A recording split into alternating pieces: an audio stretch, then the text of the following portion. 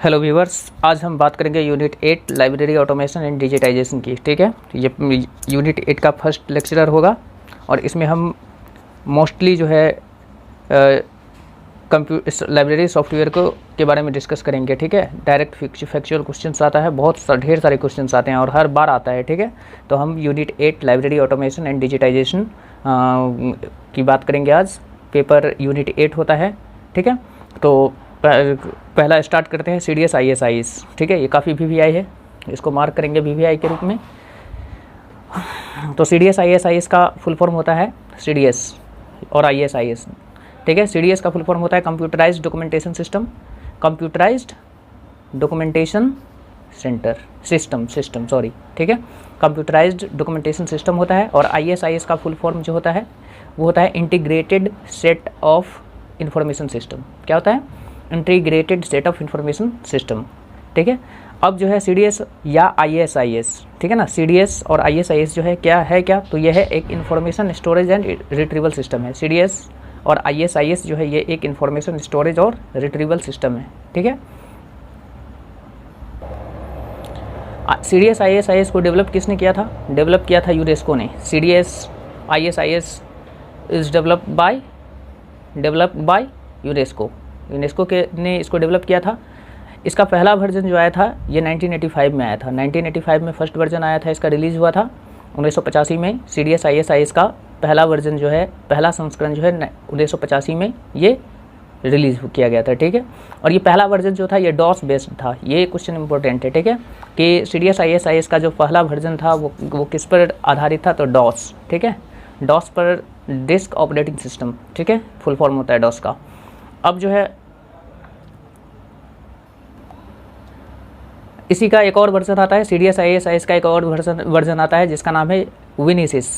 जिसका नाम क्या है? विनिसिस। विनिसिस का मतलब होता है, इसमें विन लगा हुआ है, विन का मतलब होता है विंडोज़। ठीक है, और ISIS का मतलब समझते हैं कि integrated set of information system होता है। ठीक है, तो ये विंडोज़ बेस्ड विनिसिस जो था ये विंडोज़ वर्जन था। CDS ISIS का विंडोज़ वर्जन पूछता है, सवाल आता है डायरेक्ट फैक्चुअल ऐसे ही, मतलब विनिसिस जो है ये विंडोज़ वर्जन है CDS ISIS का। ठीक है, और ये विनिसिस जो आया था ये 1988 में रिलीज़ हुआ था। ठीक है ना, तो दो चीज़ें समझ गए हम। CDS ISIS एक क्या है? तो integrated set of integrated set of information system है। CDS का फुल फॉर्म होता है कंप्यूटराइज्ड डॉक्यूमेंटेशन सिस्टम होता है। ठीक है, और CDS या ISIS है क्या? तो एक information storage and retrieval system है। इसको डेवलप किसने किया था? तो यूनेस्को ने। इसका पहला वर्जन जो था ये DOS बेस्ड था, DOS पर आधारित था। ठीक है, ये 1985 में पहली बार रिलीज इसको किया गया। इसके बाद सेकेंड वर्जन जो आता है विनिसिस, वो विंडोज़ वर्जन था CDS ISIS का, और ये 1998 में रिलीज़ होता है। 1998 में इसको पहली बार रिलीज़ किया जाता है। इसके बाद है ISIS मार्क। ठीक है, ISIS मार्क ये थर्ड वर्जन, मतलब CDS ISIS का जो थर्ड वर्जन है वो ISIS मार्क है। इसको डेवलप किया है लाइब्रेरी ऑफ यूनेस्को और लाइब्रेरी ऑफ कांग्रेस ने। यूनेस्को और लाइब्रेरी ऑफ कांग्रेस ने मिलकर के किसी ISIS मार्क को डेवलप किया था। ठीक है, अब हम बात करते हैं कि CDS ISIS में डेलीमीटर्स का मतलब क्या होता है। CDS ISIS में डेलीमीटर, ये डेलीमीटर जो है इसका मतलब क्या होता है? इसका मतलब होता है सब फील्ड इंडिकेटर्स। ये क्वेश्चन आ चुका है। ठीक है, जितने भी मैं अप्रॉक्सीमेट अभी तक 10 ईयर्स में जितने भी टॉपिक से रिलेटेड क्वेश्चन आ चुका है उसको हम एज ए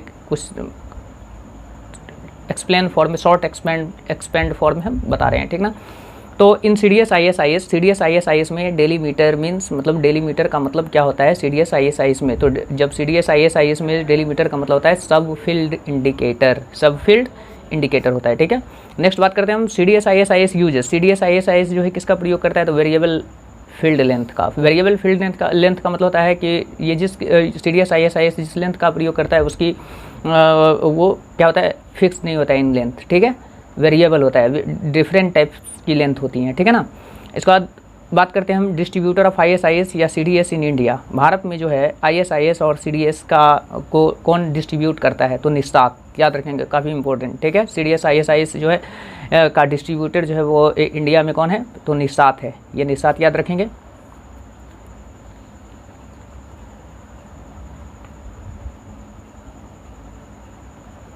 इसके बाद हम बात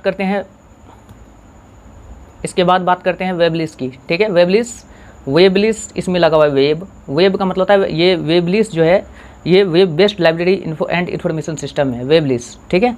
और ये किस पर आधारित है, तो CDS ISIS पर बेस्ड है। मतलब वेबलिस जो है ये web based library and information system है, किस पर आधारित है, बेस्ड ऑन, तो CDS ISIS पर बेस्ड है। WebLIS is based on CDS ISIS, ठीक है। वेबलिस सपोर्टेड बाय, मतलब यूनेस्को। वेबलिस को कौन सपोर्ट करता है, तो यूनेस्को करता है, ठीक है। इसके बाद है डेवलप जो है इसको किसने किया था, वेबलिस को डेवलप किया था institute for computer and information engineering, short फिर नेम इसका हो गया ICIE, institute for computer and information engineering, ठीक है, पोलैंड। ये पूछा जा सकता है कि मतलब वेबलिस कहाँ पर डेवलप किया गया था, किस मैच द फॉलोइंग में आ जाता है, या तो ईयर आ गया, या तो डेवलपर आ गया, या तो फिर क्या कहते हैं किस कंट्री में मतलब डेवलप हुआ, इस तरीके से मैच द फॉलोइंग में आ जाता है, या direct factual question one line करके मल्टीपल चॉइस क्वेश्चन में पूछ देता है, ठीक है। तो वेबलिस समझ गए, वेबलिस क्या है, तो वेबलिस एक web based library and information system है। ये CDS ISIS पर आधारित है, इसको सपोर्ट यूनेस्को करता है। इस वेबलिस को डेवलप किया है institute for computer and information engineering, Poland, ठीक है। थर्ड नंबर में ओपल्स है, ओपल्स, ठीक है। ओपल्स का फुल फॉर्म होता है open source automated library system, open source automated library system. OPALS का stands for open source automated library system, ठीक है। इसको क्रिएटेड प्राइमरीली फॉर, मुख्य रूप से किसके लिए ओपल्स को क्रिएट किया गया था, तो ये स्कूल लाइब्रेरी के लिए, ये क्वेश्चन आ चुका है, स्कूल लाइब्रेरी के लिए क्रिएट किया गया था। स्कूल लाइब्रेरी में, स्कूल में जो होता है K-12 यहाँ पर पढ़ेंगे इसको, K-12 का मतलब होता है किंडरगार्टन जो क्लास होता है बच्चों का, वहाँ से लेकर के और 12th स्टैंडर्ड तक के लिए मतलब जो है स्कूल लाइब्रेरीज था, उसके लिए इसको ओपल्स को क्रिएट किया गया था मुख्य रूप से, ठीक है। इसके बाद हम बात करेंगे इसको ओपल्स को डेवलप किसने किया है, तो ओपल्स को मीडियाफ्लेक्स कंपनी न्यूयॉर्क में डेवलप हुआ है, ठीक है। मीडियाफ्लेक्स कंपनी ने डेवलप किया है। ये मीडियाफ्लेक्स कंपनी कहाँ पर है, न्यूयॉर्क में। तो OPALS developed in which country, New York, ऐसे करके, ठीक है, करेंगे। इसके बाद ये किस पर बेस्ड है, ये किस स्ट्रक्चर पर बेस्ड है, ये MySQL हो गया, ये पर्ल हो गया, ये जेब्रा हो गया, इन तीनों पर बेस्ड है। OPALS is based on MySQL, Perl and Zebra. ये सारे के सारे आर्किटेक्चर्स होते हैं, इसको बाद में देखेंगे, ठीक है, जब वहाँ पहुँचेंगे तो, ठीक ना। तो ओपल्स का मतलब होता है open source automated library system. OPALS को प्राइमरीली क्रिएट किया गया था स्कूल लाइब्रेरीज के लिए, ठीक है। डेवलप किया था इसको मीडियाफ्लेक्स कंपनी ने न्यूयॉर्क में। बेस्ड किस पर, किस आर्किटेक्चर पर बेस्ड है, तो ये हो जाएगा MySQL, पर्ल एंड जेब्रा, ठीक है। ओपल्स जो है, ओपल्स को ने अपना काम करना जो है प्रारंभ किया था 2003 में। ओपल्स जो है अपना फंक्शनिंग सिंस 2003, ओपल्स ने काम करना प्रारंभ किया था कब से, तो 2003 से, ठीक है। फंक्शनिंग स्टार्ट हुआ था ओपल्स का 2003 में। अब हम बात करते हैं एवरग्रीन की। एवरग्रीन जो है एक open source integrated library system है। ILS का फुल फॉर्म याद रखेंगे, इंटीग्रेटेड लाइब्रेरी सिस्टम, ठीक है। एवरग्रीन को डेवलप किया है जॉर्जिया पब्लिक लाइब्रेरी सर्विसेज ने, डेवलप किया है। और कहाँ पर, तो USA में, ठीक है। Evergreen develop in which country, तो USA, ठीक है। ये एवरग्रीन जो है किस पर आधारित है, एवरग्रीन लाइनक्स ऑपरेटिंग सिस्टम पर बेस्ड है, एवरग्रीन किस पर बेस्ड है, तो लाइनक्स ऑपरेटिंग सिस्टम पर बेस्ड है। Evergreen is based on Linux operating system, ठीक है। इसके बाद हो जाएगा एवरग्रीन का पहला वर्जन सितंबर 2003 में आता है। फर्स्ट वर्जन एवरग्रीन का फर्स्ट वर्जन सितंबर 2003 में आता है, सितंबर 2003 में। इसके बाद है कि ILS stands for integrated library system, ठीक है। ILS stands for integrated library system, okay. अब हम बात करते हैं मोस्ट VBI लाइब्रेरी सॉफ्टवेयर, उनके डेवलपर और पहली बार किस मतलब ईयर में लॉन्च किया गया था, उनकी बात करेंगे। और ये ऑल लाइब्रेरी एग्ज़ाम के लिए मोस्ट VBI है, इसको हम मार्क करेंगे मोस्ट VBI, ठीक है। तो some most important library automation software जो कि मोस्ट VBI है ऑल लाइब्रेरी एग्ज़ाम के लिए, ठीक है। तो हम इसमें तीन चीज़ ही बात करेंगे, नेम, ठीक है, लाइब्रेरी सॉफ्टवेयर का नेम, डेवलपर और लॉन्चिंग ईयर।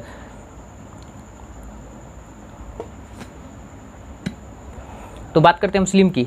स्लिम को डेवलप, ये रहा नेम, ये रहा सॉफ्टवेयर का नाम, ये रहा डेवलपर और ये रहा लॉन्चिंग ईयर, ठीक है।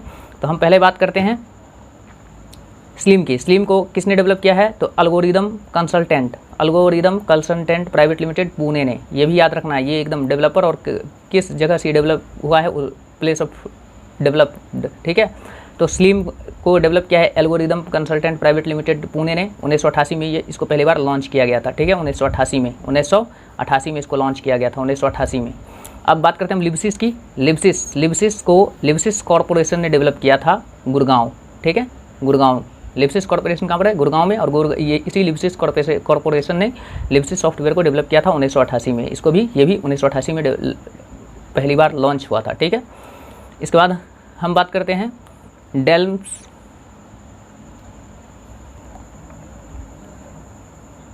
लेकिन अब साउल की बात करते हैं हम। साउल का फुल फॉर्म पहले याद रखना है, software for university libraries. Saul stands for software university libraries, software for university libraries. इसको डेवलप किया है इन्फ्लिबनेट ने इसको लॉन्च किया था 2000 ईस्वी में, 2000 ईयर में, ठीक है, 2000 में, ठीक है। इसके बाद हम ई ग्रंथालय की बात करते हैं। ई ग्रंथालय का वो डेवलप किया है एनआईसी ने, नेशनल इंफॉर्मेटिक्स सेंटर, ठीक है। नेशनल इंफॉर्मेटिक्स सेंटर ने ई ग्रंथालय को डेवलप किया है और इसका पहला वर्जन 2003 में लॉन्च किया गया था। ई ग्रंथालय का फर्स्ट वर्जन जो है 2003 में लॉन्च किया गया था। न्यूजनलिब है, न्यूजनलिब का जो डेवलपर है Verus solution private limited Hyderabad है। इसको 2005 में लॉन्च किया था। न्यूजनलिब को कब लॉन्च किया गया? तो 2005 में, ठीक है। इसके बाद है कोहा को डेवलप किया है कतिपो कम्युनिकेशन न्यूजीलैंड ने, और इसको पहली बार लॉन्च किया गया था 2000 ईस्वी में। कोहा को 2000 ईस्वी में लॉन्च किया था। कोहा का डेवलपर है कतिपो कम्युनिकेशन न्यूजीलैंड, ठीक है।